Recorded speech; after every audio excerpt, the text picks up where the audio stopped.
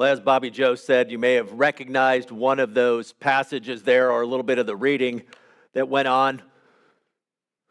You're thinking, it's not Christmas yet, if you're familiar with the reading. I know the decorations are for sale in all the stores and everything's up, but we're a long ways from there.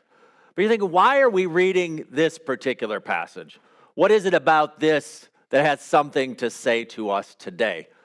Yes, it is about Jesus. It is related to that story of Christmas, but I think it says something deeper and something more. So as Bobby Joe alluded to before the reading, we are in a series on the prophets. We've been using this thing called Immerse, which takes us through all of the 15 writing prophets in the Old Testament. So the major ones, Isaiah, Jeremiah, Ezekiel, and then the ones from Hosea all the way through Malachi. Hearing these men and what they had to say. And so we're reading big chunks of it, and so sometimes it can get lost in the midst of it. And I know at least one person said to me this week, I haven't done this much reading since college. And it's long, and I'll say it can be challenging. Reading the prophets is not an easy task. And this isn't to discourage you from reading them, but to say sometimes it is hard. You come in and there's a lot of names, and you're thinking, who are all these different people, and what are all these different places they're talking about? And then sometimes you're going along and you think, wait a minute, I thought I just read this. And other times, because of the poetry, you're not sure, what in the world is the prophet talking about? But one of the things that we want to see is the prophets, one of their jobs was they were called by God to speak to the people. Back in history, so these prophets spoke mainly between about 800 years, or 750 years before Jesus till about 500 years before Jesus. And their job was to go to the people, commissioned by God, and help the people see what God was calling them to maybe help them when they'd strayed off track, the areas where they were failing, that they had been called by God to be a certain kind of people. So the prophets were to point those out and then to call them back, to invite them back. Sometimes the prophets spoke to the consequences, to say, this is what will happen if you don't turn back to God. And other times, the prophets spoke messages of hope. Said it looks dark now, but there is light ahead. And so as these prophets were speaking, we hear those things. And sometimes so when you're going through the prophets, you don't necessarily want to get lost in every little detail, because it can be easy to do that. But say, what are the things that I keep seeing? And maybe that's one simple way to read, is to say, I don't have to understand everything, but what's something God is saying to me right now? Maybe a word or a phrase that you see repeated or an idea that sticks in your head can be a way to read these. The great thing about the scripture is you can come back again and again, and there's something new. The other great thing is, if you miss it the first time, you can always go back again and read later. These are on demand, so to speak. And we always joke with our kids about when we were growing up and there were shows on television. Like if you missed the Thursday night show, you missed it. I mean, there was no going back. You're like, what happened? What happened to Claire? I don't know what happened. What happened in this storyline? And I remember times where I was gone away and I missed an episode. I'm like, I don't know what happened. There was no internet. Maybe you could talk to the kids on Monday morning and find out what happened in your favorite show. But now everything's on demand. The Bible's on demand. Anytime you want it, it's there to go back and to read and to hear the stories. And so today we're going to be looking at the prophet Isaiah. So who was Isaiah? Isaiah was a prophet called by God, and he lived 700 years before Jesus. And during that time, God called him to speak to what we call the southern kingdom. So again, kind of historical setting. The people of God, the nation of Israel, had a civil war. They split into two parts, a northern kingdom and a southern kingdom. The northern kingdom retained that name of Israel. The southern kingdom was called Judah. So there were 12 tribes in Israel. 10 went to the north, 2 stayed in the south, these separate kingdoms. And the prophets sometimes spoke to both, sometimes to one or the other. Isaiah's prophecies, or his words of exhortation, not so much future telling, but words to the people, were primarily to the southern kingdom, to this kingdom of Judah. And what Isaiah was looking at was this same message that many of the prophets saying. He's reminding the people of God they were called to be a servant. And that's kind of the language. We'll look at that a lot next week. The people of God were called to be a servant. They were called to be a light to the world. That's why God brought the nation of Israel into existence, to be a blessing to the world. The problem was they were sinful. They were arrogant. They were proud. They worshiped idols. They did things. And so the question as you start reading Isaiah is, and it's even in the opening chapters of Isaiah as he's speaking to them, he hardly gets what we would call a verse or two in. He says, the children I raised and cared for have rebelled against me. So how can this people of God be a light to the nation? And what Isaiah wants to respond is, it's going to happen through God's power and grace. And so what that's going to look like. And so today the theme I want to consider, and when you read through Isaiah, you're going to see lots of different ideas, lots of different themes. The theme I want to look at today is the one of trust, which is one that comes often in the first half of Isaiah, or what we call chapters 1 through 39. Again, remembering when the Bible was written, there weren't chapters, there weren't verses, which is one of the reasons we use the Immerse study to help us see the flow of things and not get stuck, because when we have a Bible with chapters and verses, it's not unlike we're reading a novel. We get to the end of a chapter, we say, oh, I'm done. I can stop for the night. Well, the way that chapters and verses are broken up, oftentimes it happens right in the middle of a story. It happens right in the middle of a thought sometimes. And so we come and we stop and we have our little scripture nugget for the day and we're done. But if we read bigger picture, we can see other things. So this theme of trust. And so Isaiah addresses primarily two kings, one named Ahaz and then one named Hezekiah. And the question facing these two kings is, are they going to trust in God or the nations around them? Trust in God or trust in the nations? So the situation, historical situation. Judah is a tiny kingdom, like I said, 2 tribes, not a whole lot of people.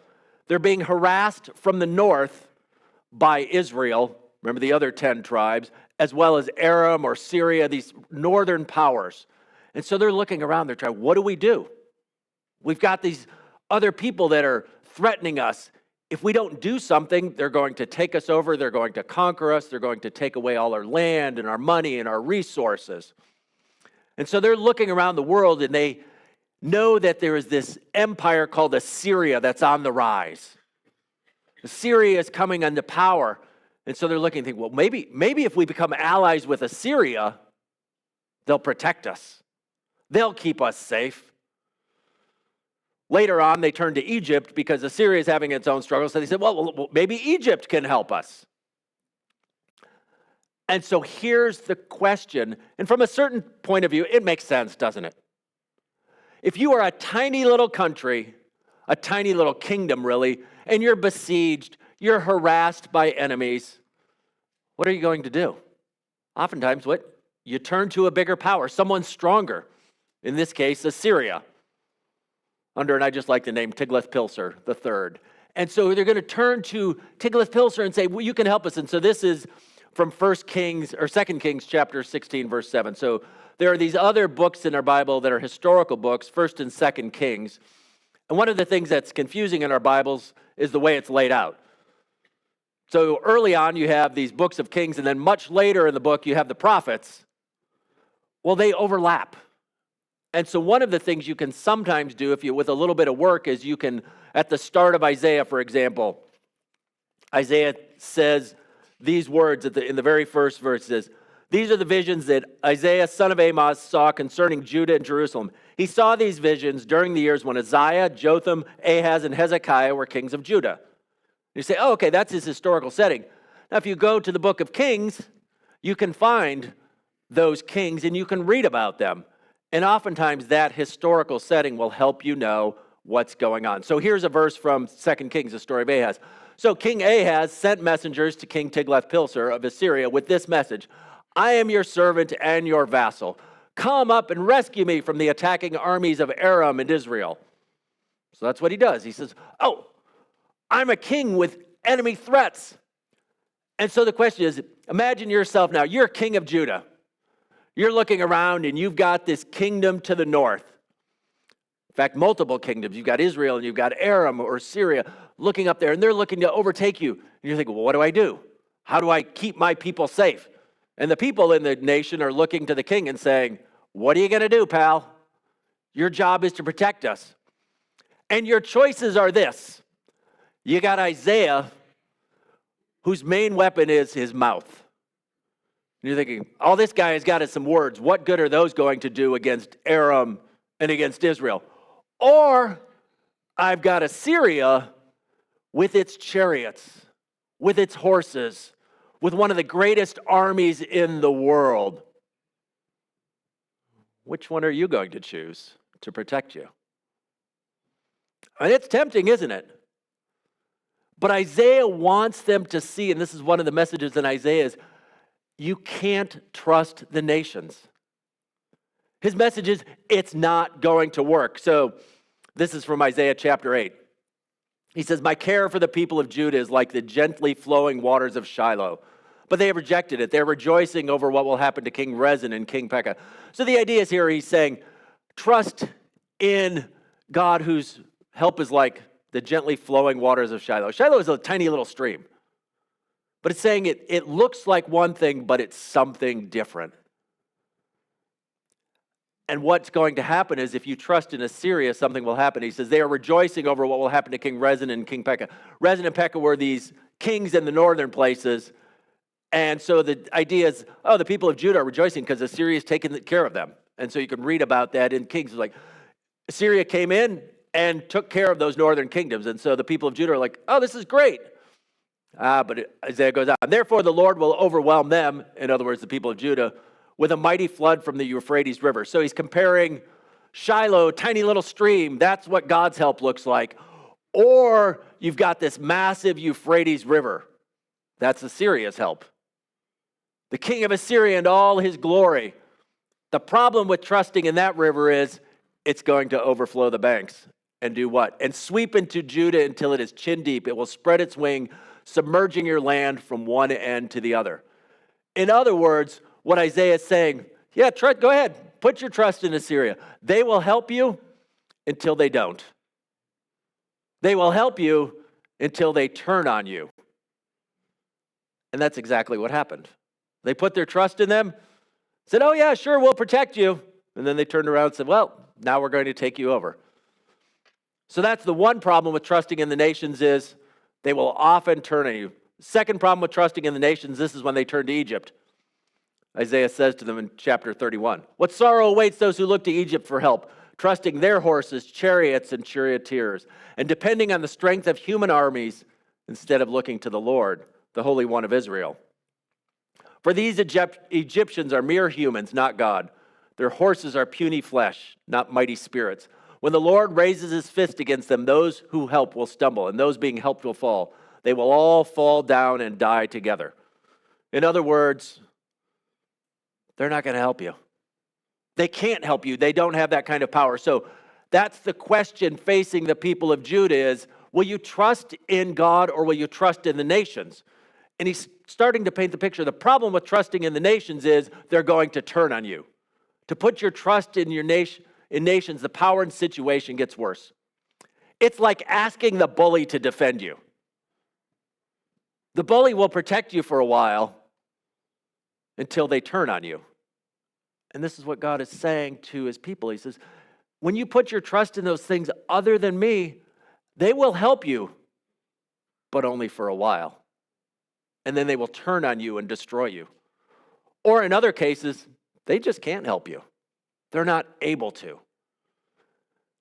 And so here is Ahaz. Ahaz puts his trust in Assyria, and it goes badly for Judah. This coming week, you'll read a little more of the story of Hezekiah. Hezekiah, for a while, trusts in God, and then he kind of flips-flops back. And we see what happens when he trusts in God, and Assyria leaves under King Sennacherib. But what God does then is say, okay, you can't trust these rulers. In place of you got a short-sighted King Ahaz who's trusting in Assyria, but I'm going to give you a different kind of ruler. And even more than that, he wants us to say, God is with us. He won't destroy, but he will save. And this is where we come to the passage we read earlier. I'm just going to read part of that again. It says, the people who walk in darkness will see a great light. For For those who live in the land of deep darkness, a light will shine. So what is darkness? Darkness is depending on their own resources. When we're in darkness, how much can we see? Not much. How much can we do? Not much. And so here they are, and they're saying they're walking in darkness, and it's leading to more darkness, and a light shines in. Notice the people don't bring the light themselves, but the light comes in. It's God's light of delivering power, not produced by the people. And what happens? It brings joy. It says, you will enlarge the nation of Israel, and its people will rejoice. They will rejoice before you as people rejoice at the harvest and like warriors dividing the plunder. And why are they rejoicing? Because they've been set free. For you, O God, will break the yoke of their slavery and lift the heavy burden from their shoulders. You will break the oppressor's rod, just as you did when you destroyed the army of Midian. And so he starts to paint this picture. He said, this is what God is going to do. He's going to set you free. And as we read on, we realize he's not simply talking about physical oppression. He's going to point us forward to Jesus and to his freedom that he brings from sin and all of the spiritual forces that also oppress us. He's painting a picture of what it looks like, that God is going to break oppression. And he uses it, he says, just as you did when you destroyed the army of Midian. And you think, why does he mention the army of Midian? And again, we scramble through our Bible. What's going on with Midian? And so there are a lot of online resources you can look at. You can use a concordance, sometimes your Bible. Midian, the primary story relating to Midian is a story related to a man named Gideon. I know it's confusing because they rhyme, but Midian and Gideon. So Gideon was this hero, and one of the central facets of the story of Gideon is God kept whittling down the army. Gideon thought he needed thousands. God said, no, you don't need that many. No, your army's still too big. What's the point of the story? He doesn't need a big army. Why? Because it's God who will defeat. And so again, he's saying, this is God, what God will do. He will break the oppressor's rod, just like he did in Midian, in other words, through his own power, not through these other powers. And he continues on. He says, the boots of the warrior and the uniforms, blood-stained by war, will all be burned. They will be fuel for the fire. So what he says is, God doesn't replace one oppressor with another. God destroys the tools of war. Not only the tools of war, but even their boots and their uniforms. Earlier in the book of Isaiah in chapter 2, it's got this line where he talks about how that God, the picture of,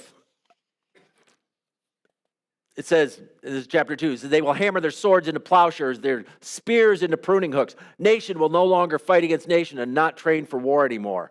And so this, it said, come, descendants of Jacob, let us walk in the light of the Lord. And so here again, this is a picture of coming out of darkness and God bringing in the light where oppression ceases, where these wars cease, where God brings a different kind of victory. And then we come to the part. How does God bring the victory? For to us, a child is born. So we have Ahaz looking and saying, there's Assyria with its hordes of chariots, with its horses, with its soldiers that sweep across the Euphrates River and destroy nations. And God is going to rescue us. And we turn and we look and we say, how's God going to rescue? A child. And the government will rest on his shoulders, and he will be called Wonderful Counselor, Mighty God, Everlasting Father, Prince of Peace. Not going to look at those, particularly there's some great ideas to consider in the titles that are given, but I just mainly want to focus. And the government will be, his government and its peace will never end. He will rule with fairness and justice, or justice and righteousness. In other words, justice, righteousness, and justice, right relationships between people, and justice is fairness for everyone, from the throne of his ancestor David for all eternity. The passionate commitment of the Lord of heaven's armies will make this happen. How does it happen?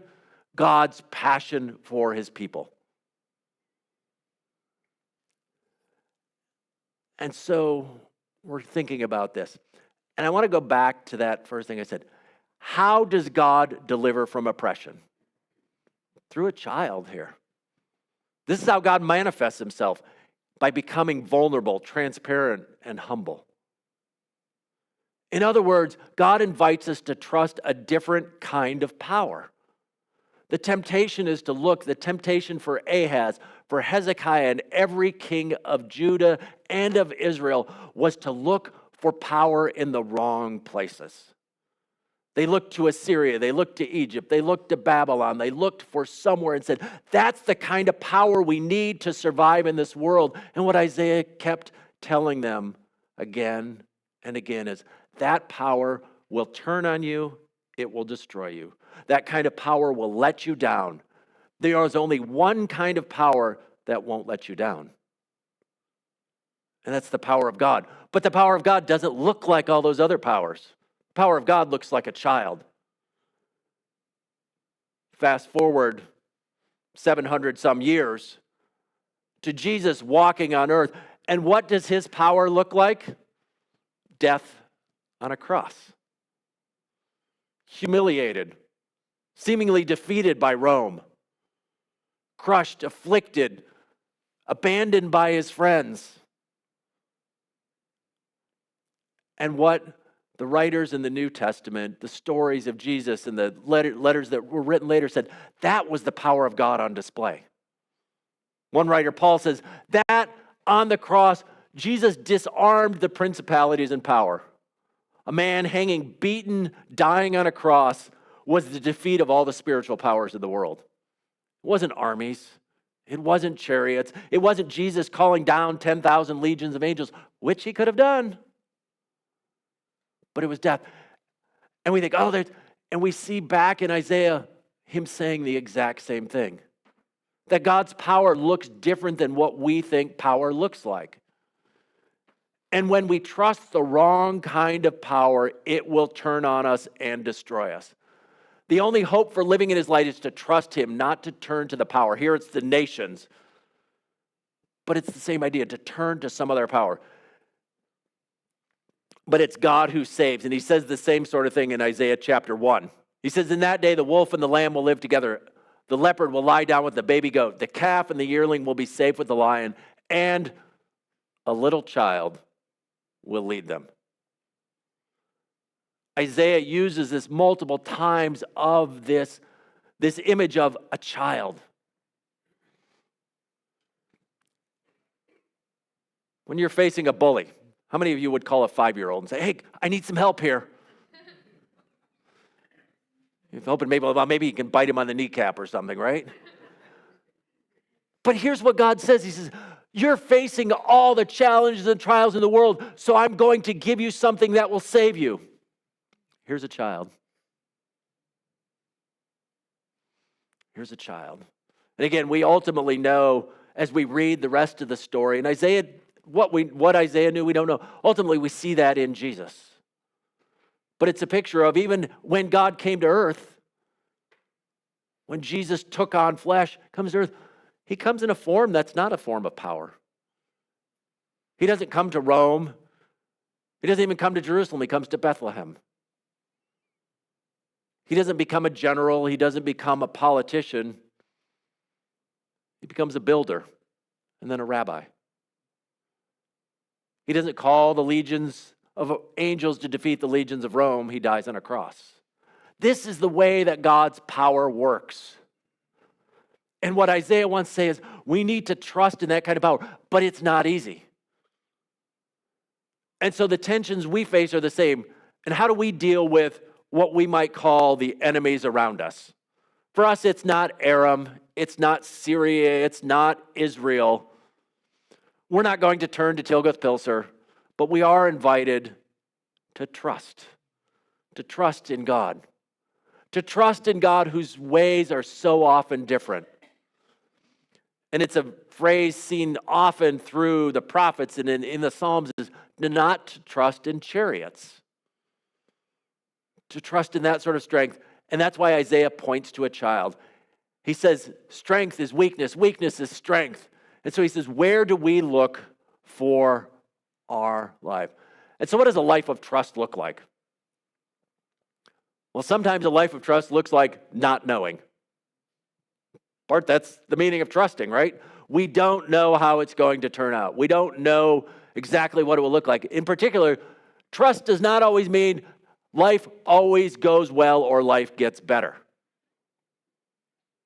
Again, if we turn back to the story of Jesus, He trusted in God, and what happened to him? He got killed. Yes, God raised him from the dead and put him under. But in the midst of his life, as he's abandoned, as he's spit on, as he's betrayed by friends, as he's persecuted by his own people, he's trusting in God. Trust doesn't mean things always turn out the way we want, but we are invited to trust. To see that God is trustworthy, and to trust in him and not the powers of the world. And this is a temptation that Christians and the church have faced for centuries. One of the most famous stories is early on, about 300 years after Jesus. Emperor Constantine comes into power, and he claims that he conquers and wins a battle through the cross, and he makes Christianity part of an official religion. Christianity is no longer persecuted, and they join alongside Constantine. And many historians and theologians will look back and say it was a turning point for the church, because all of a sudden they found themselves in power. And what happened was, when they turned to the power of the empire, it began to corrupt the church. And all you have to do is read through Christian history, world history, and see what happened every time the church got tangled up with power. It led to inquisitions. It led to crusades. It led to manifest destiny, the idea that Christianity was destined to take over the world, and therefore they could go across the world and drive out anyone else who was in a place where they wanted to have land. Church doctrine was written to say, we have the right as Christians to take power and use the armies of the empire to take these lands, whether it was North America or South America, parts of Africa, parts of Asia. Went in and said, well, these people are here, but God has given us the power, so we're free to kill them, to drive them out of the land. And so every time we've gotten involved with power, it's corrupted the church. The other thing is, what has always happened is that power then has turned on the church, and the church, just like the people of God, have lost their witness. Because that's what God is getting them to, back to that very beginning of what I said, was God had called the people of Israel to be his witness, to bear the light of God to the world. And they weren't doing that. And one of the ways they weren't doing it is they were turning to power. They weren't turning to God. And so the world was looking and saying, you're no different than us. You're no different than us. You're trusting in the same sort of things we trust in. And when they turned away, it corrupted them. And it changed them into something different. And so often that power came back and turned on them. And so our invitation is to do that same thing, to say, where are we trusting in the wrong kind of power? And how do we know what the wrong kind of power is? If it's not God, it's wrong. It's easy enough. It's to say, are we trusting in God for things? It could be science and technology. We live in an amazing age of technology. Sometimes a scary age of technology. But there is a temptation often to say, technology will solve the world's problems. Now, some of us watch science fiction movies and we see, like, usually trust in technology doesn't turn out so well. We're afraid of Terminator or Skynet or something going bad. But the reality is, we so often we say, wow, look at what the technology is going to do. And it is incredible at times. I know many of you have experienced the wonders and technology of modern medicine. To think, for some of us, the ability to walk without pain, because you were able to, a doctor was able in the course of a few hours to put in a new knee, a new hip, to install something in your heart chest that makes your heart beat the right rhythm, to give you a little pill you can take so your blood pressure doesn't kill you, or whatever it is. There are all these amazing things that technology does. But do we then begin to trust simply in that? Do we look and say, well, technology can solve all the world's problems? There are individuals out there, there's a whole movement of people who are convinced that, they call it humanism and transhumanism, the idea that Technology can ultimately save us. There are people who are trying to figure out ways where your consciousness can be downloaded into a computer. There are people who have their bodies frozen in the hopes that someday whatever disease is killing them will be cured and they can be woken up. What are they? They're trying to overcome death. And what God wants to say is, you can't do that. There is only one way to overcome death, and that's through Jesus. But the temptation is to begin to trust in that technology, to begin to turn away from that. It doesn't mean the technology is not helpful. I'm not advocating you stop going to the doctor. I'm not saying that all those things are bad, but we have to weigh out and say, am I beginning to trust those too much? Am I beginning to trust education too much? To think that if I just have if we just educate everyone properly, if everyone just learns the right things, that the world will be a better place. Education will make the world a better place, but it won't ultimately solve all of the problems. Maybe we turn and we say, if we just have the right people in political power, if we take control of the government, if we take control of the entertainment, if we take control of the schools, if Christians were in charge of everything, if we take power, everything will be better. But you see, whenever we seize power, it goes badly for us. It goes badly for us. Because we lose our witness, because all of a sudden, when people get in power, they tend to use that power. And though it's not a scriptural statement per se, the idea that power corrupts can be read. There's not a verse that says it, but story after story tells us that very thing. That power brings corruption. And so God is inviting us to say, where are you putting your trust? Are you looking to the empire? Are you looking to the nations? Are you looking for a power that's outside? Or are you looking to God and putting in your trust in Him alone to protect and save you? We think, we the church, we need the power to protect us. And what God's saying, we have one power that alone that will protect us, and that's God. So how do we do that? How do we turn from this pattern of looking to every other source that fails or turn us? One of the ways we do is to read these stories. Is to read the stories of the Bible. Because they were in the same situations we were in. It looked different, they dressed different, the names were different, but the situations were the same. We're invited to look to these stories and learn from them. That's why one of the reasons we read our Bibles again and again. Not so we have some Bible facts, not so we can pass a quiz at the end of time, but so these stories can sink deep in us and we can see how people lived faithfully and what it looks like to trust God. Because we could put up a slide that had a definition of trust, but we all know that if we read a story of someone who trusts, if we read the story of Jesus and say, that's what trust in God looks like. And we can go beyond our scripture. We can start looking at church history. We can look at people who time and time again trusted God and what that looked like for them. Read the stories of missionaries, of people that are called saints. And again, there's a big topic there where I'm not necessarily referring to the Catholic Church and the process of canonization, but the idea that there are people we can look to and say, these are people who demonstrated trust. And oftentimes it's stories of missionaries, people who went to faraway places with no idea of how things would work out. And we can look and say, that's what trust looks like.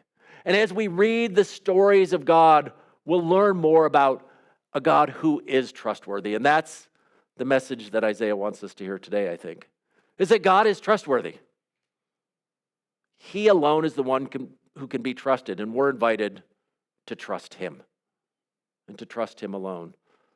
Not to turn to the powers of the world, not to turn to the nations, not to turn to anywhere else, because they will turn on us and eat us up, because they will fail us again and again. But there is one who will not turn on us ever. There is one who will not ever fail us, and that's God. And so we're invited to put our trust in Him.